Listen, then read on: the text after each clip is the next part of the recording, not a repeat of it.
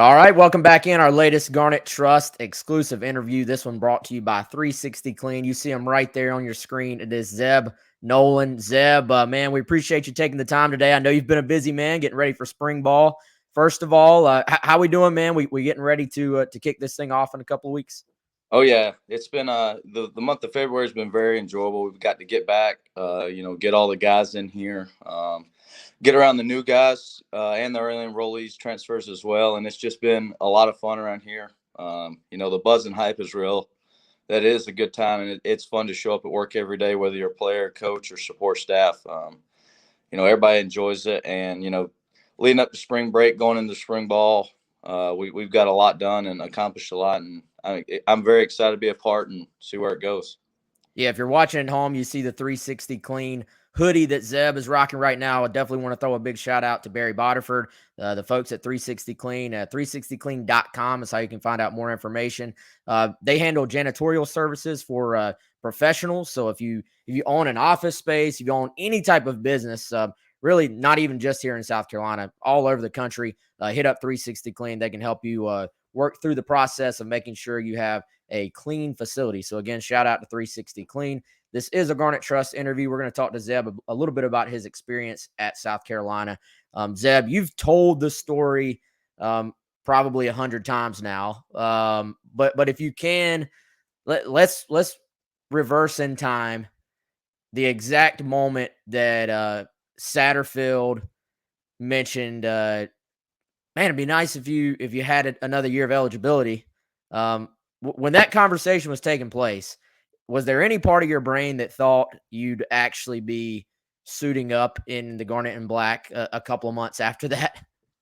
Yeah, honestly, I've used the generic answer a lot, but realistically, deep down, um, I really, really, really wanted to continue to play. I love it. I love being out there and I love being on the field. But, you go home at night, and I live at Carolina Walk, so I live right beside the stadium.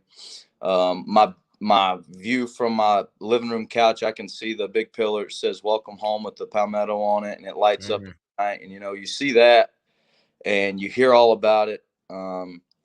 It's hard not to dream about playing in the SEC, especially when you come from Athens. And I really wanted to do it, and there's a lot of hesitation in me. Did I still have it? Would I be good enough? Was this league too fast? How big of a change would it be? Getting to know everything that I need to know on offense. All those doubts and thoughts came into my head. And like I have said before, my dad came down and, he said a lot more than just, what do you got to lose? He's like, I feel like as a teammate, as a future coach, like you need to go back out there and you need to be with those guys. I mean, you're not that much older than them, maybe by a year. Um, and just be an impact, be a leader. Whether you win, lose, draw, go out there and be a good leader. Teach those guys in the quarterback room how to lead. I've been a part of a coaching change at Iowa State. I saw how hard it was on them upperclassmen, and I wanted to be the shoulder to lean on for those guys that were my senior class initially when I came back. So, a lot of those things came into play, and my dad played against Connor's dad. So I had seen Connor play in high school twice at our home stadium, and why not be like that guy? He's the best to ever do it here at the quarterback position. He left Mm-hmm. a legacy for not only Northeast Georgia and the Shaw family, but the Gamecock family, and really shaped this place, to what it is today. And I think that's why Coach Beamer loves it here as much as he does, is guys like Connor Shaw that shaped it to, this can be a powerhouse. This can be a SEC East contender. And, I just really wanted all of those things that those guys had. And that's when I really decided to do it. A lot of went into it, but at the end of Mm-hmm. the day, I knew that's what I really, really wanted to do. I remember when you met with the media, probably the first time you met with South Carolina media, Mhm. and you were talking about that moment where you took off the pads for, a year ago, what you thought was the last time, Right. and sort of how that moment hit you, like it affected you. Did you? I know nobody wants to take off. Everybody has to take them off at some point for the last time. Did you get some closure from I mean, you had to know going out there this season, this is going to be it for college ball. So did you get some of that closure just getting to go out there, experience, running out in the Garnet and Black, playing in Athens, playing in multiple SEC stadiums? Did that closure come with being able to experience what you did this year? Yeah, I mean, I gotta give a lot of credit to the coaching staff first. They made it really enjoyable. I mean, it wasn't an easy transition just because I was closer with all those coaches than I was and their families than I was my teammates. Mm-hmm. But I really immersed myself into the locker room, and still with the coaches and staff. But I wanted to be a good teammate first. That's the one thing I really missed from North Dakota State was my teammates. I think that's, that day we were out there in the tent in Sam Houston State. I mean, we were literally in a tent with no AC. It was offense in one, defense in the other. And I literally couldn't get myself to cut that stuff off. None of us could. Like nobody wanted to leave. We had to leave our pants on, or your girdle, and we had to bust over 5 minutes to shower. Nobody wanted to go do that. And cut the tape off. And we were sitting in little fold up plastic chairs. And I was like, you know what? Like this time, I ain't going out a loser, no matter what it takes. Whether we won 4 games, 10 games, won the national championship. Like to me, going out a loser this time was not having that feeling of defeat that we had in Sam Houston. It's just because we didn't want it to be over. And, I had 0 regrets at any stop, but I do have a lot of closure just simply because we went out on a win. We had a good season coming off of a coaching change, and I felt content with myself. Obviously, there was at times I wish we could have played better and wish we could have won more games, but I think that's what makes college football unique. Sometimes not your best seasons are the best season in your building. You look at Iowa State and they started 2 and whatever. We started 2-10, I believe, Campbell's first year, and the next year wasn't great either. But the way the locker room changed, you see it today. You see Brock at the combine, you see Chase Allen at the combine, and they all talk about those moments. And I think that's a defining moment we have here. And I think that's the closure I seriously was looking for, and I've got. I'm so happy we went out on a win. There was nothing like seeing everybody in Charlotte as we won that game and going back in the locker room for the last time. I couldn't wait to get my pads off and tape off and go see my family because it's like we did it. I got that closure. I'm happy. I'm ready to go be a coach and impact young people like I'd always dreamed of. Definitely, man. So as you look back on this experience the last season or so, I'm sure maybe little moments stand out more than the others. Is there anything? Was it the bowl win? Was it driving the team down against Vanderbilt late? The late win against ECU. Were there any moments in your eyes that just kind of are going to like be stuck in your brain for longer than the rest? Do you think? Yeah, I mean, I would say the Vandy one, not because we won and because it was a game-winning drive. Um, I threw the check down the first play, threw it to the left to Nick. We got some yardage. I threw the dig over there to Josh on the backside, and then I threw the ball to DK on the out route over the defender. And we called a timeout, I believe, getting down there in the red zone. And I looked over at that sideline, and I literally to this day get teary-eyed because there was not a single person sitting on the bench. There was not a single person past the 50 that was a part of our football team. Like, everybody that was dressed out was on our side of the 50. And I couldn't even hear the stands. I was so focused, but I just see the sideline and I see everybody going nuts.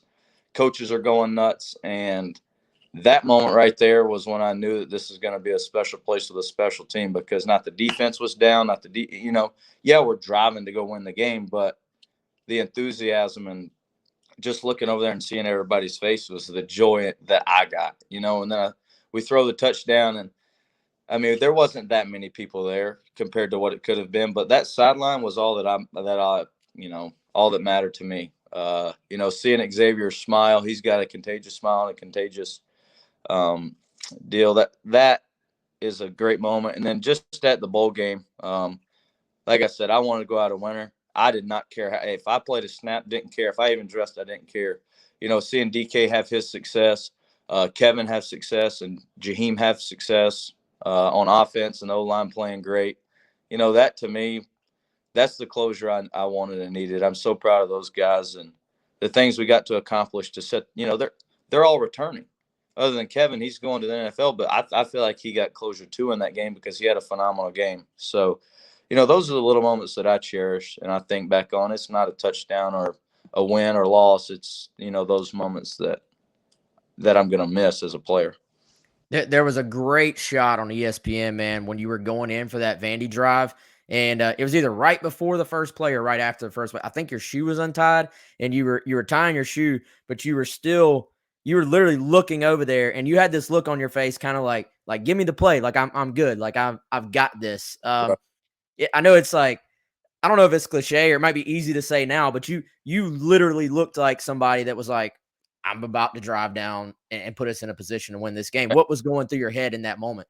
Yeah. Well, first off, I love Luke to death, and he's a great friend of mine. And I didn't want him to have to come out of the game because of his foot. But I mean, he was in so much pain, and there's a lot of people like, "Are you ready? Let's go." I'm like, I literally looked at everybody. I was like, "Guys, I'm fine.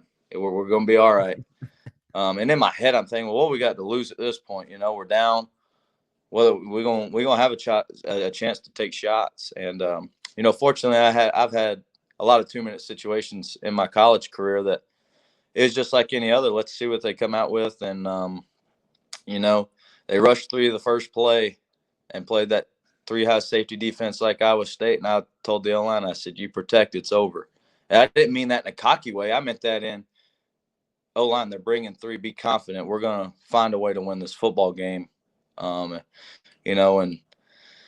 I felt that. I felt at peace because everybody in the huddle felt at peace. There was nobody panicking. We weren't worried. We weren't stressed. It was just, let's go out there. We practiced 2 minutes a ton. We'd done it 100 times. Do it every Sunday. We were ready to go. Like, there wasn't no looking back. It's finally time to do a 2-minute that we had practiced since fall camp. Yeah, I think, man, you look back on the season. Obviously, you have the marquee wins like beating North Carolina, beating Auburn, beating Florida, but maybe all those other things don't play out the way they do without finding a way to win that game. So that's maybe another moment we're all going to look back on. You talked about sort of building the foundation much like y'all did at Iowa State. I think that's another kind of moment for this season. We may look back on that 2 or 3 years from now, and it's kind of one of those big moments in kind of building this thing if it becomes what I know you guys all want it to be in the future, I think. Right. Um, I just think back to, I got vivid memories in every game, and, like ECU didn't go the way we wanted to, right? Like, probably shouldn't have been in that situation, but we were in it, and there was not anybody that flinched. And at North Dakota State, that was one thing we always took pride in, is it didn't matter where we were at, what we were doing. We never gave up. We never flinched. We always kept fighting. Even at A&M, we fought through the fourth quarter. Tennessee fought through the fourth quarter. You can take the losses for what they are, but we progressively got better throughout the entire year. And, it's really fun to play with these guys because nobody ever gives up. Every quarter might be bad, but in the fourth quarter, you can't tell me a time that we didn't try to go win the game in our head, as an offense or defense. We were still stopping them and still going down to try to score. And I think that's going to show up in years to come. what has it been like just being in this program on a day-to-day basis? Like we see the videos, you got the cooking competitions going on among the guys. Like it seems like Beamer has like a really good handle on the work, but also let's do things to keep it a little bit loose. Let's do team building things. Like we know there's a job at hand, but it can't just be all grind at all times. So what is it like? You've now seen it from the coach side. You've seen it from the player side. What insight can you maybe give the fans out there on a Beamer program, like on a day-to-day basis, man? Yeah. So like on the coaching side, in the off season, he wants you to take your kids to school. If you got a family, take your kids to school. Unless we have something in the morning, take your kids to school, go see your family. If you got to leave and go get something done with your family, go do it. Don't miss baseball at night. Don't miss your daughters, whatever. And, people see that he goes to these things, but he also lets his staff do those things. Like uh, there's been many a times where me or somebody has to run somewhere and do something, and it's not an issue. It's enjoyable to show up. He always just says, "Get your work done, do your job, and get your work done." And it isn't in a facetious way. It's just, "Hey, man, come in, get your work done, and go home and see your family, or go be with your friends." In our case, GA's case. But as a player, it was a little bit of adjustment because my other colleges, I was in the evening instead of in the morning. So once I adjusted to the morning, I really learned to love it because, heck, by 1 o'clock, I was technically done for the day, with whatever I had to do football wise. But then I could do me, whether it was go hit golf balls, go run errands, go do whatever. But I also could just come up here and sit in the film room by myself or sit with Sat and the coaches. And it never was like, I never felt obligated, because when you practice in the evening, you feel obligated to show up between 7 and 2 when you got to be there. But afterwards, you got from 1, and the coaches, work late some nights. So, I didn't care if I got bored at home and I was sitting there like 7:30. I'd come over here for an hour. But I think that's, what you see on those videos is it's even funner in person. Like I was down there at the cooking competition the other night and left, when it got started, but they were fired up to do it.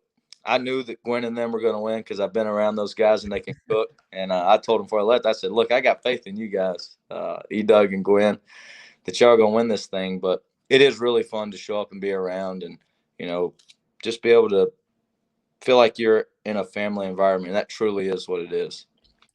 How has the transition been for you back to the coaching side? I mean, it seems from the outside pretty seamless, but maybe give us an idea. What are you doing on a day-to-day basis to get ready for spring ball, and how has that been going from coach player back to coach? Yeah, I think the first time it was a little harder going from player to coach because I didn't know anything about the computer. Um, I knew how installs are. I was given a packet, but I didn't know how to do any of that stuff, greatly. Just learning the little things on film watching or like making cut ups and stuff. That was hard for me. But when I came back to it, I'd already know what to do. And it's been enjoyable. Obviously, I ran about every single play that is in our playbook, out of every formation we could have ran it out of, between my time. So I don't have a hard time typing things in, or like hearing a play and having to memorize it and type it in, or like look at a sheet. I know that stuff. So I really, that's something that I've enjoyed. And daily, I come in, have coffee and eat breakfast with, a lot of the guys. Um, whatever we got for that day or whatever Coach Sad or anybody needs, maybe a little cut up, maybe a little breakdown, trying to figure out where we can get better, just help them with that. And just sit in there and be, all ears, listen. All those coaches have been coaching for a long time, and try to pick up things that they learn. And then when it's time to go home, we go home in the off season, and, we don't stay too late, go home and do fun things, go be yourself, have hobbies. And, that's really what we do. I've been so impressed, man, with the way Luke Doty has kind of handled the injury. You bring in a high profile quarterback. Um, you know, Beamer's been bragging on him. You watch Spencer at the podium earlier this week, the way he's handled all this. Spencer seems like that combination of he's humble but also confident. I don't know how comfortable you are, how much detail you want to go into, but that quarterback room just appears to be in good hands. What can you tell everybody about what you've witnessed from those guys? Yeah, I'm fortunate enough for them to let me be in there and be the quarterback GA, on quote unquote, and be in there with those guys and be a mentor. But I think it helps that I did it, twice. Essentially, went into another quarterback room. I know how hard it can be, but you got to make it fun. I told Luke straight up, I was like, "Look, dude, it's gonna be hard at first, but in the end, you two and the guys in that room, you're gonna be really, really, really good friends.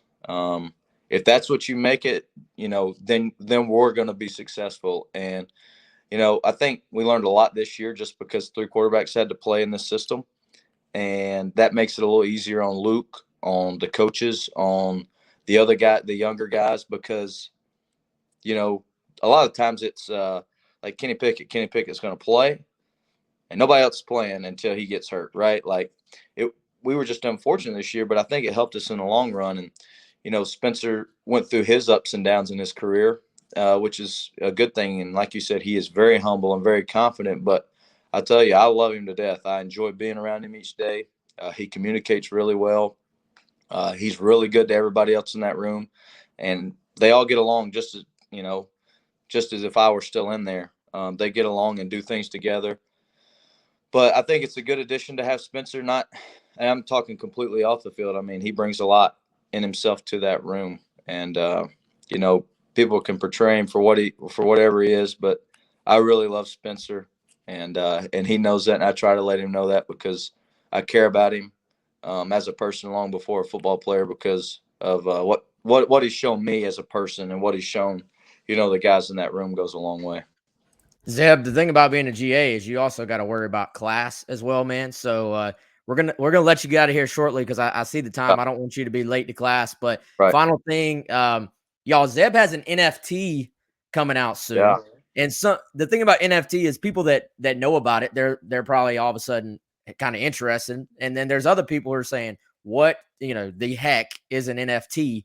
So, Zeb, we're going to post all the details later on when it's about to come out on Gamecock Central. Yep. But what can you tell the Gamecock fans about the NFT? So my NFT, it's a non-fungible token. It's a way to invest in my store in a way. So what's going to happen is there's going to be a 4 or 5 part series. It'll be like a deep dive into my life. So it's actually one of my dad's best friends that does the interview, who went to college together. Now he's the voice at TCU and called our bowl game. But so it's a deep dive into my high school and my dad's relationship, me and him, and then a deep dive into Iowa State, a deep dive into North Dakota State, and Trey Lance and I's relationship, and then leading up to the first game before the EIU game, and the week after. So it's a big deep dive into that. This company, it's someone that is dear to me and my family, so it's one of a kind. There's a lot of NFL guys and former NFL players, NBA that are really, really interested in our platform. It's got a custom painting and drawing along with the videos. So it's, on the blockchain, it's one of its kind. So we're really, really excited to have it come out in a couple weeks, and would really look for you, love for you guys to invest in and learn more about it. Definitely, man. So again, we'll be posting all the details. I'm sure Zeb will post them on his Twitter as well. So everybody out there, be on the lookout for that. Zeb, Colonel's page, we'll have it back up. So all you wondering where it's at, we're coming back stronger than ever on my Twitter page that a lady runs. So Colonel Zeb, I'll be back soon. Oh, that's breaking news right there, man. That's breaking news. So we'll be back soon. We'll have some good content going forward.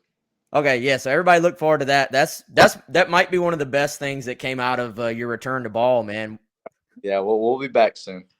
Awesome, Zeb. We'll let you get to class, man. We appreciate GarnetTrust.com. We appreciate 360 Clean, Barry making all this possible, and good luck this spring, man. We'll talk to you soon. Okay. Go Gamecocks.